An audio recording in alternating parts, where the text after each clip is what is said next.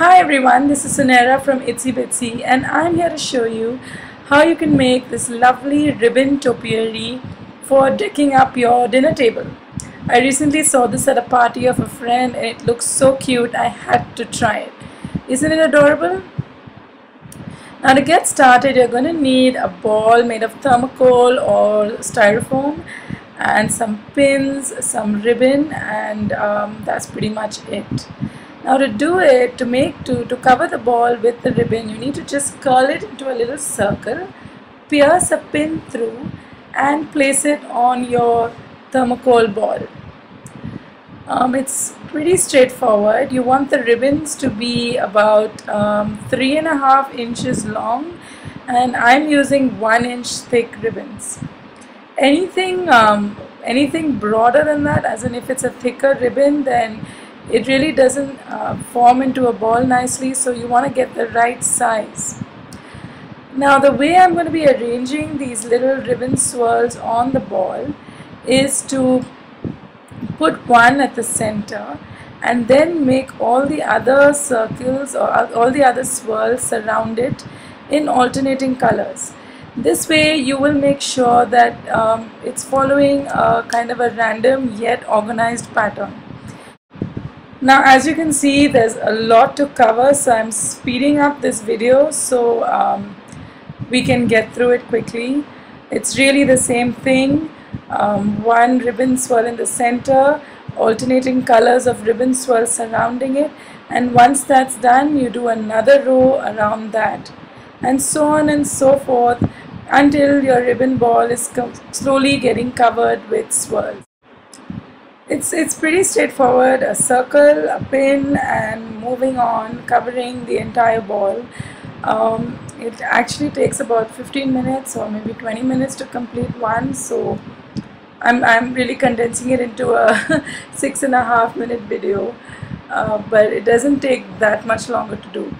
You just want to make sure there isn't any white space and all the little pockets of the ball are completely covered.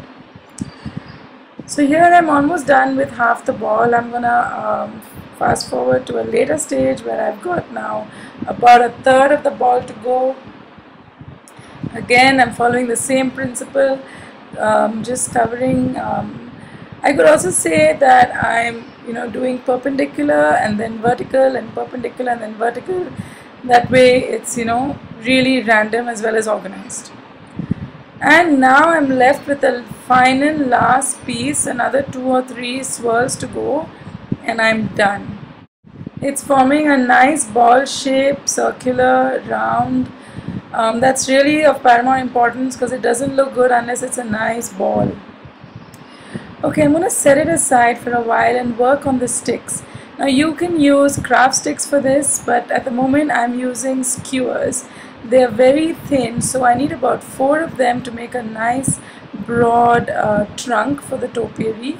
And I'm just putting some glue from my glue gun onto the stick and gluing them all together so that they are well adhered to, they're firmly fit together, because this needs to be sturdy and strong. Then I'm just gonna pierce it into the ball, squeeze a bit of glue into that hole, and then put the trunk inside. While I leave it to dry, I'm going to start decorating the little cup.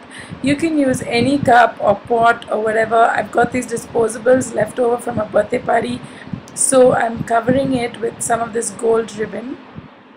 And then I'm going to take some of the silver ribbon and make a nice bright bow for the place where the 2 ribbons joined. I don't like seams to show, so I'm adding that there. Now to make the topiary stand inside the cup, I'm going to take some clay. I'm cutting it so that it forms a circle and it fits inside this cup. Once it's done, I'm stuffing it inside the cup, and using my piercing tool, I've made a little hole in the clay. I fill that hole with glue and I'm putting the trunk inside. Then I'm using some thinner ribbon of the same silver color to make a nice little bow on the trunk of the topiary. I can't have enough bows in my life, I've got to confess, and I just keep making bows. Speaking of which, I really don't like how the silver one is looking against the gold background, so I'm going to just take that off and replace it with a nice gold bow. Since the trunk has a silver bow, I thought let's keep it gold for the base. It's easy enough. Trim, glue, and my topiary is almost ready.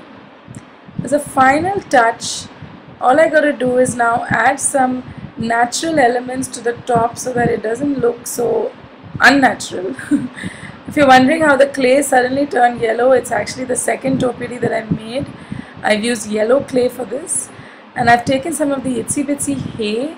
I've cut it into little tiny pieces like sawdust, and I've put it in the topiary.